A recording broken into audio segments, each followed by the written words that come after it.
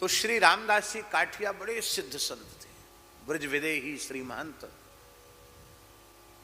अद्भुत सिद्ध संत थे। वो निम्बार्क परंपरा में वही चतुर संप्रदाय खालसे के भी श्री महंत रहे, रामदास जी काठिया। महान योगी, महान सिद्ध। उनके जीवन के ऐसे ऐसे विलक्षण प्रसंग हैं कि आप सुनकर अवाक रह जाएंगे। और अब एक घटना आप सुनिए।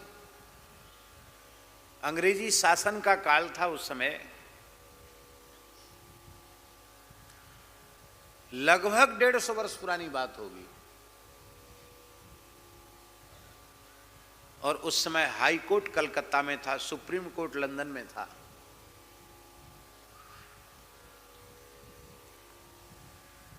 और वहां के मुख्य जस्टिस चौधरी बाबू, कलकत्ता हाई कोर्ट के मुख्य न्यायाधीश,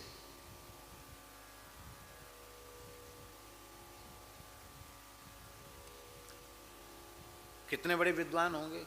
अंग्रेजों के शासन में इतना बड़ा पद उनको मिलना कोई सामान्य बात थी। और वो अपनी छत के ऊपर विश्राम कर रहे थे। बाबा आकाश मार्ग से जा रहे थे, काठिया बाबा, और वो उतरे उनकी छत पर। उतर करके कोई ध्यान धारणा की जुक्ति बताई, वो फटकार लगाई। बड़ा बैरिस्टर बन गया, बड़ा जज बन गया, बड़ा पड़ा सो रहा है, साधन कर।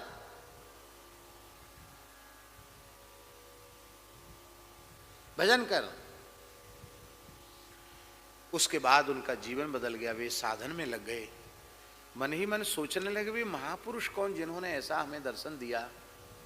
तो उनकी लगन इतनी लग गई कि उन्होंने बैरिस्टरी, जजी सब छोड़ दी और वे विचरने लगे उस संत की खोज में, जिस संत ने आकाश मार्ग से आकर कृपा की थी। हमारा जी ये सपने की बात नहीं, प्रत्यक्ष की बात है। वो घूमते घूमते चौधरी बाबू वृंदावन में आए तो उन्होंने क्या देखा। उसमें जंगल था जहाँ काठिया बाबा का स्थान है, घोर जंगल था। तो बाबा ऐसे वृक्षों के नीचे बैठे थे, धूना अखंड धूना चैतन्य था। और त्यागी तपस्वी 10-20 वहाँ बैठे थे, चिलम चल रही थी।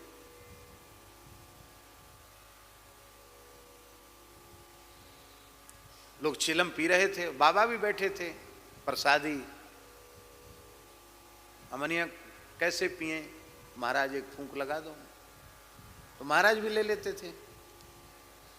और महाराज डांट डपट भी कर रहे थे, उसमें गाली भी दे रहे थे, गालियां भी दे रहे थे, गंदी भद्दी गालियां भी दे रहे थे। अब वो इतने पढ़े लिखे थे, चौधरी बाबू मन में सोचने लगे, ये महापुरुष तो वही है, बिल्कुल वही स्वरूप है। ऐसी एक लंगोटी है, काठ का आड़बंद है, विशाल जटाएं हैं, अखंड विभूति है, 12 तिलक है, तो महात्मा तो वही है। लेकिन ये तो ऐसे ही बैठे हैं, धुना है, और पढ़े लिखे लोग भी इनके आसपास नहीं, सब धुआं धक्कड़ वाले लोग हैं।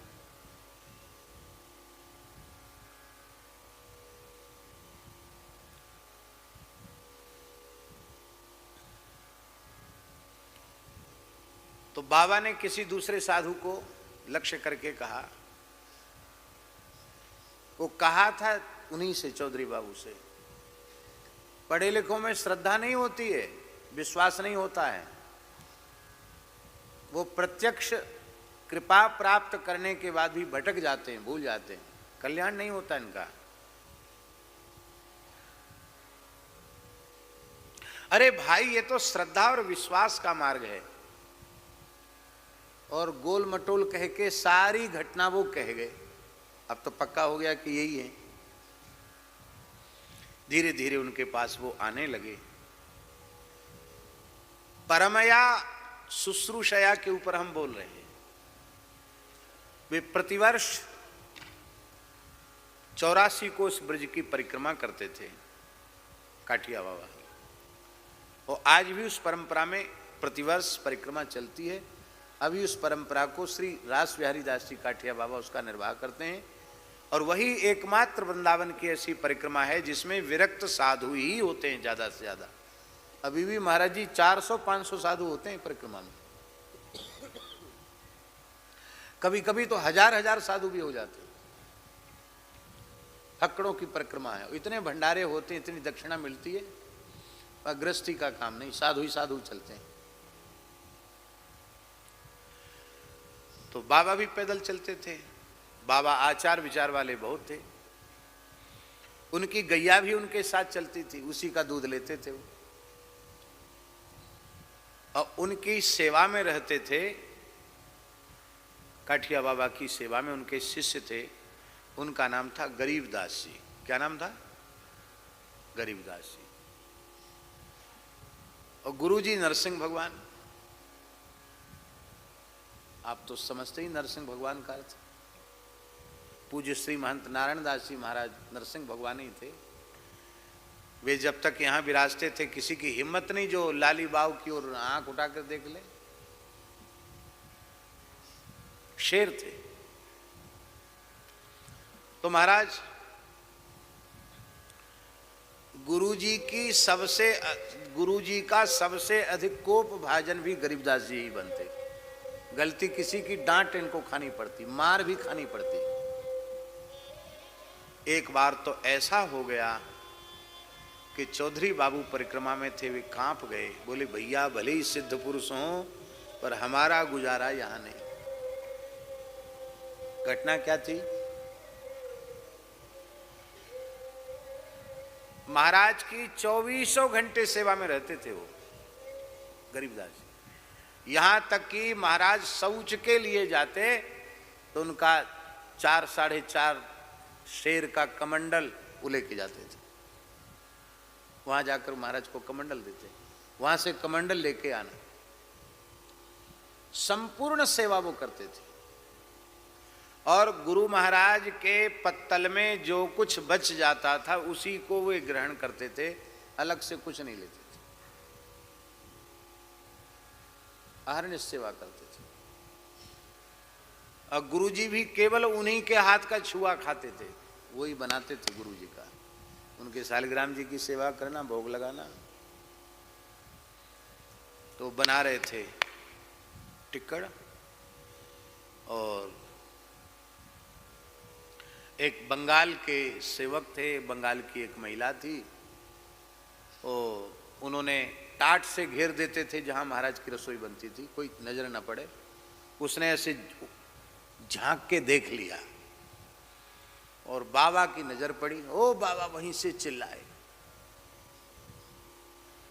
तो महाराज वो तो महिला तो भाग गई। अब बाबा वहां दौड़े हुए आए तो सारा गुस्सा उन्होंने गरीबदास पर उतारा, अब तहस नहस कर दिया। और लक्कड़ उठा करके, जलता हुआ लक्कड़ उठाकर दे और बड़ी भारी पिटाई, इतनी पिटाई बेहोश हो गए बेचारे। लोगों ने तो समझा कि गए, पधार गए। इतनी पिटाई। वो बाबा अपने छत्ता के नीचे आए और अपने कंबल, अपना कपड़ा मुंह के आगे डालकर बैठ गए भजन करने। थोड़ी देर में गरीबदास जी उठे, स्नान किया, फिर से गैया के गोबर से चौका लगाया, फिर रसोई बनाई, ठाकुर जी को भोग लगाया और फिर गुरु जी को पवाया। आज समय से प्रसाद नहीं हुआ, लेट हो गए, स्वाभाविक है, द्वारा सब तैयारी करेंगे तो लेट हो जाएंगे। और गुरु महाराज भी ऐसे विलक्षण पा तो लिए, लेकिन रोज कुछ न कुछ छोड़ देते थे।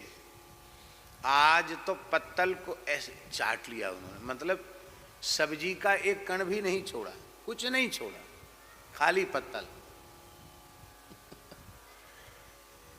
तो उसी को उन्होंने जीभ से लगा के सिर से विसर्जित कराए।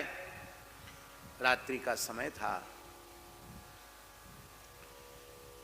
श्री काठिया बाबा पौढ़े थे, लेटे थे, और गरीबदास एक कटोरी में घी लेकर महाराज के चरणों के तल में लगा रहे थे। लगाते लगाते उनकी आंख से आंसू बह रहे थे। तो न चाहते हुए भी एक आंसू गुरु महाराज के चरण पर टपक गया।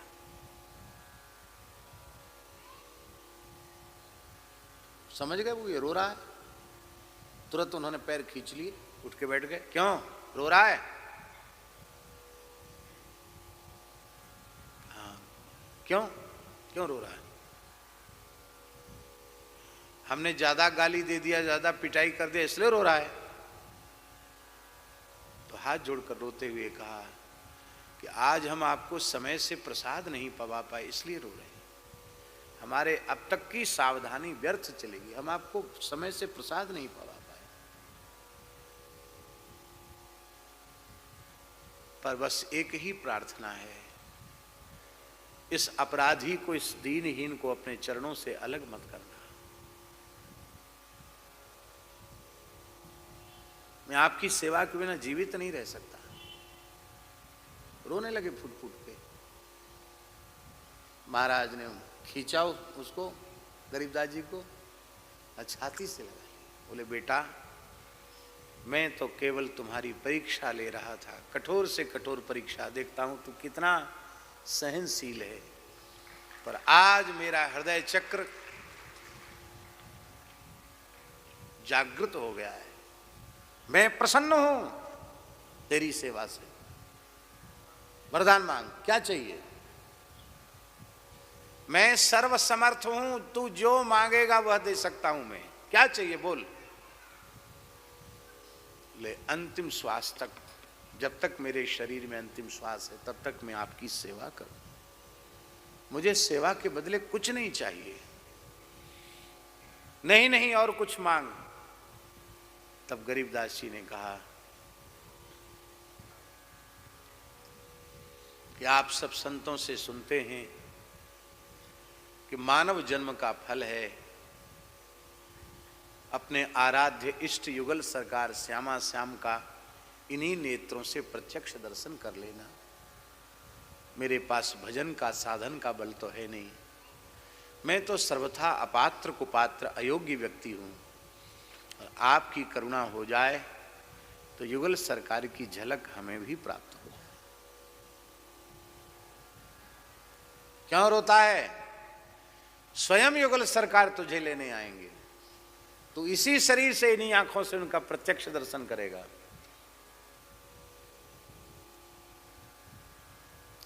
इस घटना के समय भी चौधरी बाबू वहां थे उपस्थित। तो दोपहर में तो वो घबरा गए, बोले हम तो भाई इनके पास अब नहीं आएंगे। ऐसा महात्मा, दया का नाम निशान नहीं, जो दिन रात सेवा कर रहा है उसको यही पुरस्कार सेवा का। लेकिन अब समझ गए भैया, सिद्धों की लीला, महापुरुषों की लीला कोई समझ नहीं सकता। लेकिन ये देखना चाहिए कि ये जो वरदान मांगा है ये कब फलीभूत होगा। वर्ष व्यतीत होते चले गए और परिक्रमा हर साल उठती थी और वो भी परिक्रमा करने आते थे। शायद 5-7 वर्ष व्यतीत हो गए होंगे। बिहार कुंड पर परिक्रमा पहुंची।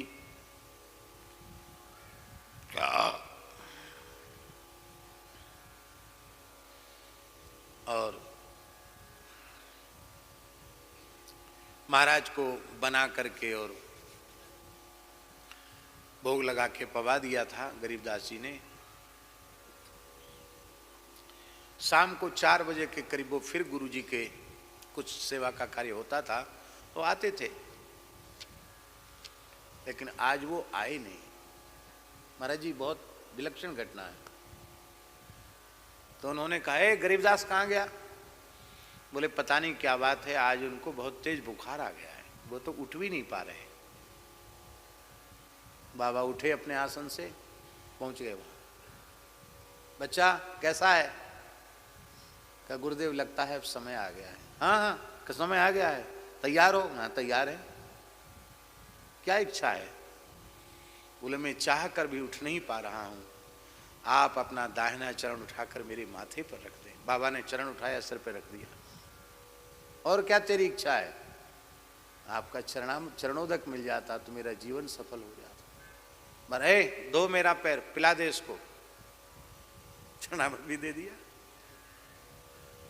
बैठ गए बाबा वहीं भूमि में, सिर पे हाथ फिराए। और क्या है, ठीक है ना?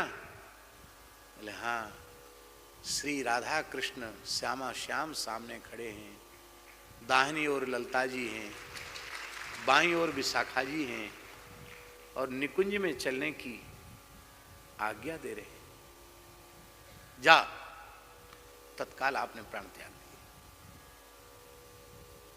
इस घटना के बाद चौधरी बाबू ने विरक्त दीक्षा ले ली और उनका नाम हुआ श्री संत दास जी काठिया। वो बहुत बड़े विद्वान थे, समझे संत दास जी। हमारे यहाँ भी एक संत दास जी, खड़े हो जाओ भैया, खड़े हो जाओ। ये उत्तरकाशी में सेवा संभाल रहे हैं। इनका खड़ा होना भी मुश्किल है, क्योंकि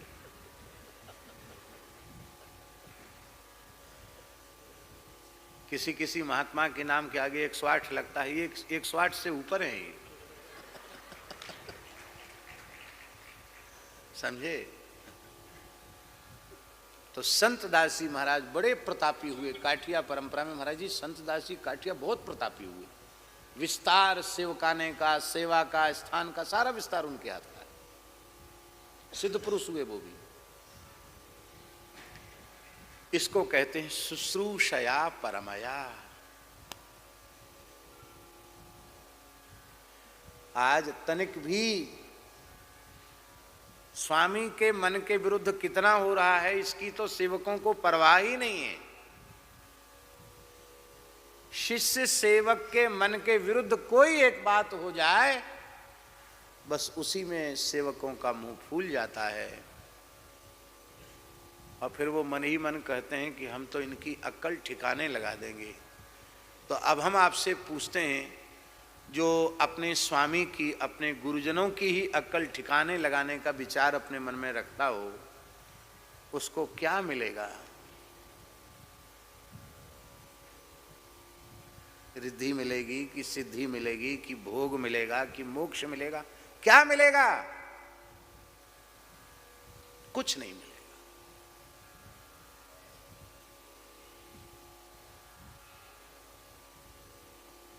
परम श्रद्धेय स्वामी श्री राम सुखदास जी महाराज की एक बात हम आपको बता दें। वे ऋषिकेश में विराज रहे थे और मेरे ऊपर उनका बहुत स्नेह था, बहुत कृपा थी, अत्यंत कृपा थी। तो हम उनके कक्ष में ही थे, तो स्वामी जी बोले लोग गुरु बनाकर नरक जा रहे हैं। तो मुझे तो अच्छी नहीं लगी ये बात। भाई हमारे यहाँ तो गुरु परंपरा है, तो स्वामी जी जैसे महापुरुष बोल रहे हैं कि लोग गुरु बना के नरक जा रहे हैं। तो मैंने प्रार्थना की, मैं महाराज जी, स्वामी जी आपकी जो वाणी है उसका आशय मेरी समझ में नहीं आया। क्या आप गुरु परंपरा का विरोध कर रहे हैं? तो हंसने लगे, बोले नहीं नहीं, मैं भी राम स्नेही परंपरा का साधु हूं, हमारी गुरु परंपरा है। हम गुरु परंपरा के बिल्कुल भी विरोधी नहीं हैं। हम जो बात कह रहे हैं उस पर ध्यान दो। यदि गुरु पादाश्रय ग्रहण कर लिया है तो गुरुदेव की वाणी से जो निकले, मंत्र मूलम गुरोर वाक्यम और मोक्ष मूलम गुरु कृपा। गुरु का वचन ही मंत्र मूल है। भूलकर स्वप्न में भी गुरु की अवज्ञा न हो जाए, उनकी आज्ञा की अवहेलना न हो जाए, इतनी सावधानी रखे तो शिष्य शिष्य नहीं रह जाएगा, गुरु हो जाएगा। मरने के बाद मुक्त नहीं, जीवन मुक्त हो जाएगा। लेकिन वर्तमान समय में चेले तो बहुत बन रहे हैं, पर सब मनमुखी हैं, सब गुरुजनों की अवज्ञा कर रहे हैं, आज्ञा का उल्लंघन कर रहे हैं। इसलिए हम कहते लोग गुरु बना के नरक जा रहे हैं। हमने कहा अब समझ में आ गया, अब कोई संदेह नहीं। शुश्रूषया परमया। सेवा बहुत ऊंची चीज है, बहुत ऊंची चीज है।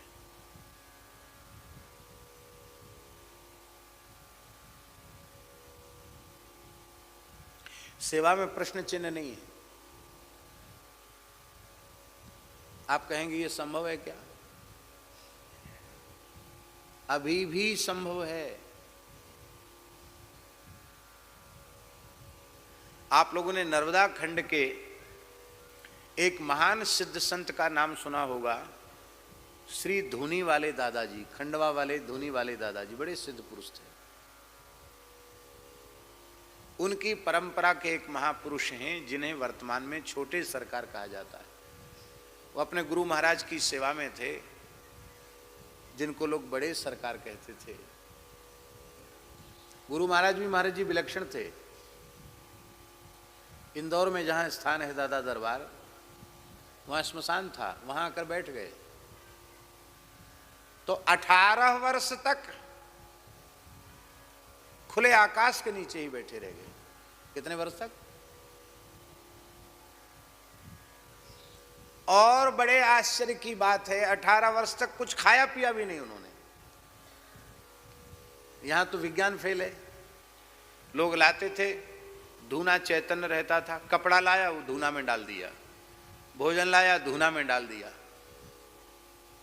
कोई चीज लिया सब धूना में स्वाहा, कुछ नहीं, दिगंबर नंगे। एक गाय थी, उसको वो जीजा महारानी बोलते थे, जीजा महारानी गौ माता। वो कई बार बहुत तेज गर्मी जब होती थी तो वो उनके ऊपर आकर खड़ी हो जाती थी उनको बचाने के लिए। स्वयं धूप में खड़ी अपनी छाया में उनको ले लिया। तो उस तपस्या के बाद जब वो वेश में आ गए और स्थान स्थापित हो गया, तो ये छोटे सरकार जो अभी हैं ये सेवा करते थे। गुरु महाराज को स्नान कराने से लेके शयन कराने तक, और गुरु जी के शयन के बाद चरणों में नीचे सोना। रात्रि को 2 बजे गुरु महाराज उठ जाते थे, 11 बजे तक तो इनको जगना पड़ता, 2 बजे जग जाते सवेरे। और दिन भर किसी न किसी काम में लगा के रखते, खाली नहीं बैठने देते। कुछ नहीं तो गड्ढा खोदो, पेड़ लगाओ, झाड़ू लगाओ, लकड़ी फाड़ो, शांत नहीं रहने देते, खाली बैठने नहीं देते। बैठ नहीं सकते गुरु जी के सामने, खड़े रहो। दिन में तो सोने का नाम नहीं, रात्रि को 11 बजे के बाद सोना और 2 बजे जग जाना। तो एक दिन ये छोटे सरकार जो हैं अभी हैं, तो एक दिन बेचारे थोड़े थके हुए थे, उनको बड़ी जोर की आलस आया कि दिन का समय था, और खड़े खड़े उन्होंने ऐसे अंगड़ाई लिया, जमाई लिया महाराज जी। तो गुरु महाराज उठे, एक थप्पड़ जमाया। इतनी जोर का थप्पड़ था गुरु महाराज का कि वो खड़े के खड़े उलट गए, नीचे गिर गए। एक बार तो माथा शून्य हो गया 1.5-2 मिनट के लिए, इतनी जोर का तमाचा था, आंखों के सामने अंधेरा छा गया। फिर उठ के खड़े हुए, मन में सोचने लगे गलती तो कुछ हुई नहीं, गुरुजी ने प्रसाद कैसे दे दिया। मन में सोचने लगे। तुरंत गुरुजी बोले, गलती करते फिर गलती स्वीकार नहीं करते। हमारी सेवा में तुम हो तो तुम्हें आलस्य कैसे आया, जम्हाई कैसे आई, निद्रा की, आलस्य की, जम्हाई की इतनी हिम्मत कैसे हो गई कि मेरे सेवक के पास वह आई। इसका मतलब है तुम्हारा ध्यान हमारी सेवा से हटकर अपने शरीर पर चला गया, और जिस सेवक का ध्यान अपने शरीर पर चला जाए वह सेवा के धर्म से च्युत हो जाता है। कहते वो थप्पड़ ऐसा पड़ा कि जब तक गुरु महाराज का देह रहा, बोले मैं बिल्कुल भी न सोऊं 24 घंटे में, तो भी मुझे गुरु जी के विद्यमान अवस्था में कभी हमको जम्हाई तक नहीं आई।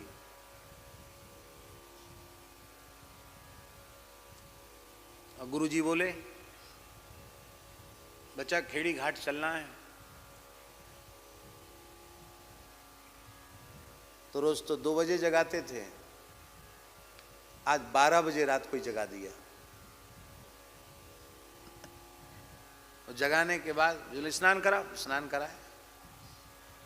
बोले धूना चेतन कर हवन करेंगे, हवन किया। टिक्कड़ बना, टिक्कड़ बनाए। अब उनका नियम था, वो रात में कहीं जाते नहीं थे, रात्रि में यात्रा नहीं करते थे महाराज। पर इन्होंने ये नहीं पूछा कि आप तो रात में चलते ही नहीं, आप रात में गाड़ी तैयार करने को क्यों बोल रहे हैं, और आपके उठने का तो ये समय हुआ नहीं, कुछ नहीं। जो आज्ञा, जैसा बोलते चले गए वैसा करते चले गए।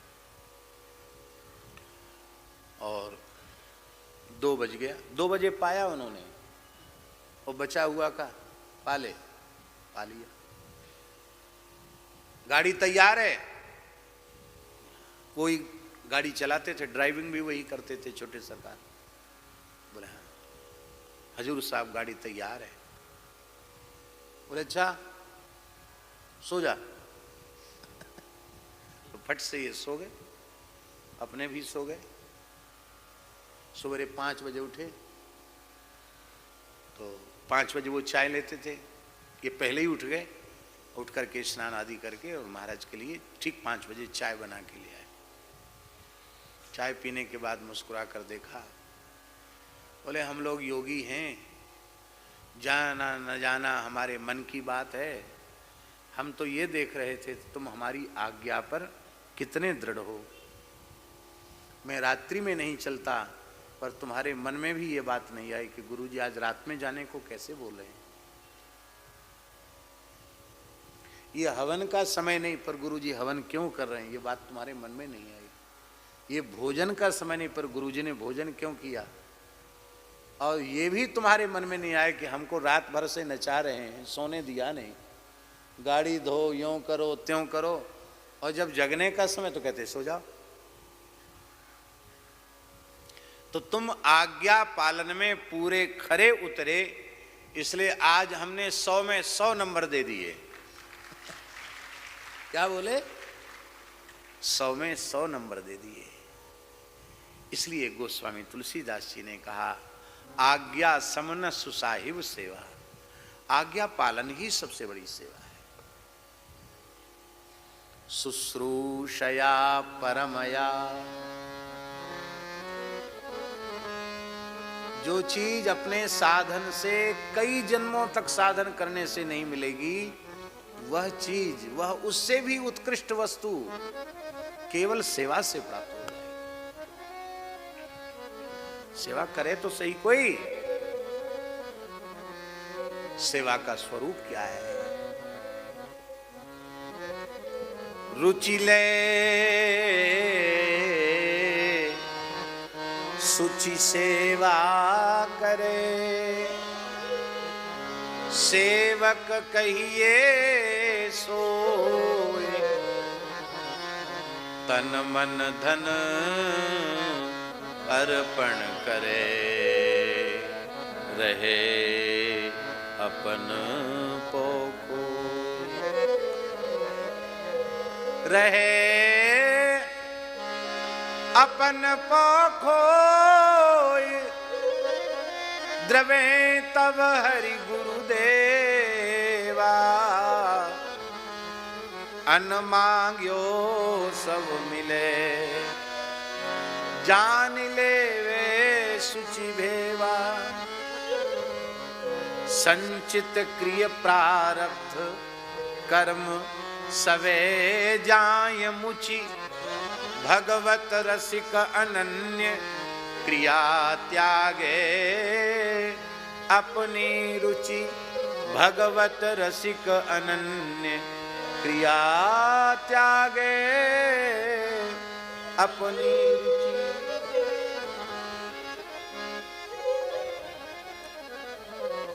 सेव्य की रुचि का विचार करें, सेव्य की प्रसन्नता किसमें है। फिर शुचि सेवा, शुचि माने निष्काम सेवा। महाराज जी, सेवा में कामना आई कि सेवा असुचि हो गई? यदि आपको सेवा के बदले कुछ चाहिए तो सेवा सेवा नहीं रही, शुचि, रुचि सेवा और शुचि सेवा, निष्काम सेवा। रुचि ले शुचि सेवा करे, सेवक कहिए सोई, उसी का नाम सेवक है। और तन मन धन अर्पण करे, तन मन और धन तीनों चीजें गुरु महाराज के चरणों में अर्पित कर दे। सब सर्वस्व समर्पण के बाद भी मैंने समर्पण कर दिया, यह अहंकार भी अपने मन में न रखे। बहुत से लोग होते हैं वो समर्पण तो करते हैं पर उसका गुमान भी साथ में रखते हैं। हम ऐसे वैसे थोड़ी हैं, हमने गुरु महाराज को इतना भेंट कर दिया, मैंने ऐसा कर दिया, मैंने तैसा कर दिया, अरे कुछ नहीं किया तुमने। एक महात्मा बहुत अमीर परिवार से आए थे, तो साधुओं में कुछ न कुछ खटपट तो हो ही जाती है, गुरु भाइयों में। तो कई बार कहते थे वो, क्या बात करते हो हमसे, भूखे नंगे घर से चले आए, भूखे मरते थे, तब आके साधु बने हो। लाखों करोड़ों की जायदाद पर ठोकर मार के आया हूं, लात मार के आया हूं,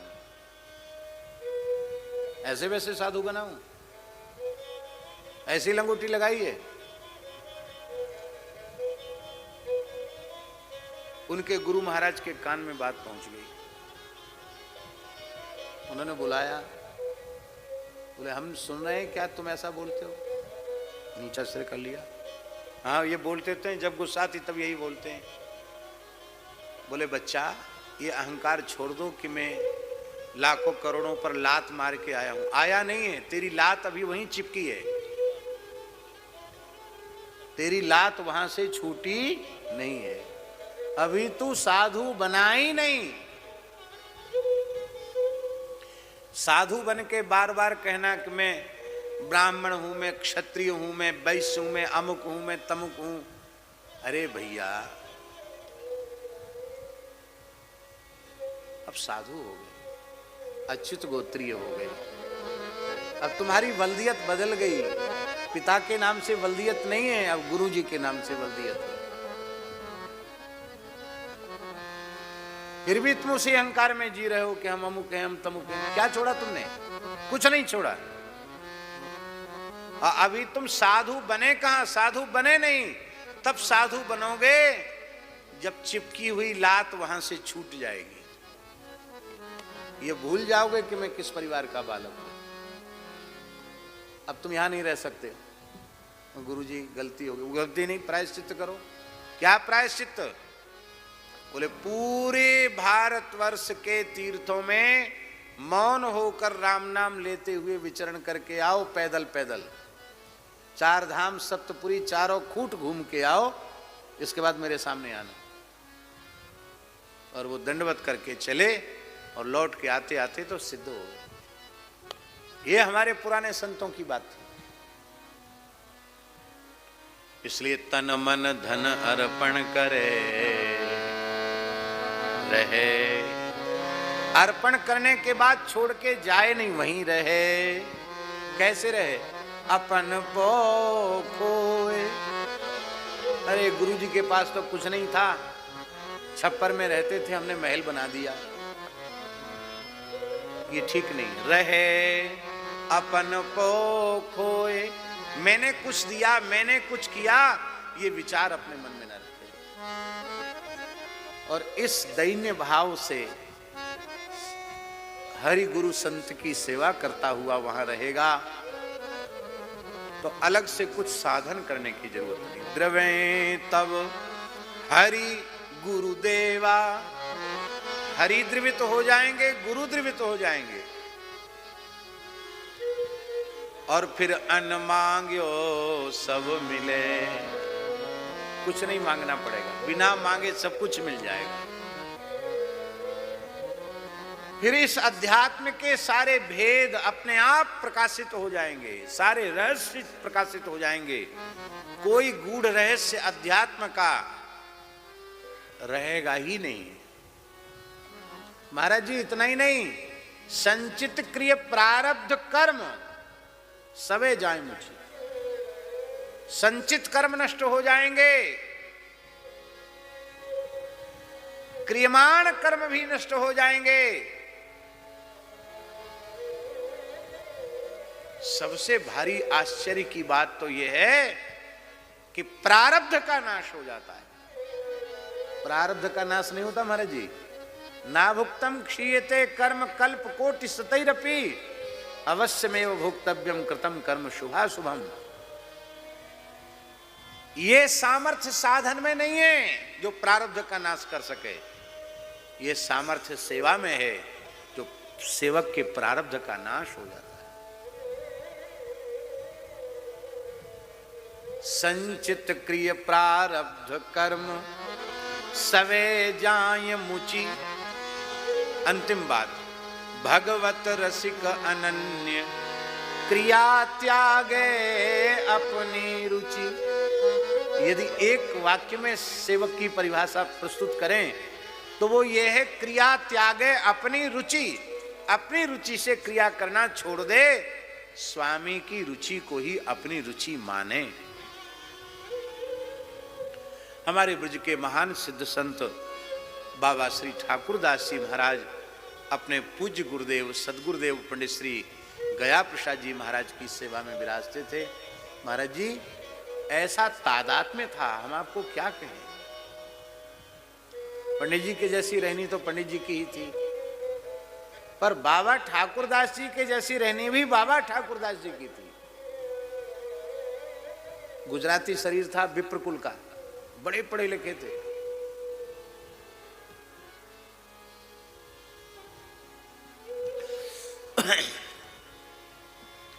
और कितनी ठंड पड़ती है ब्रज में, गिरिराज जी में भूमि में सो जाते थे, न कुछ बिछाना न कुछ ओढ़ना, मुश्किल से 1.5-2 घंटे। और पंडित जी को जब प्यास लगती थी तो उनके बिना कहे उनको अनुभव हो जाता था, पंडित जी को प्यास लगी है। तो किसी वैद्य ने कहा था पंडित जी को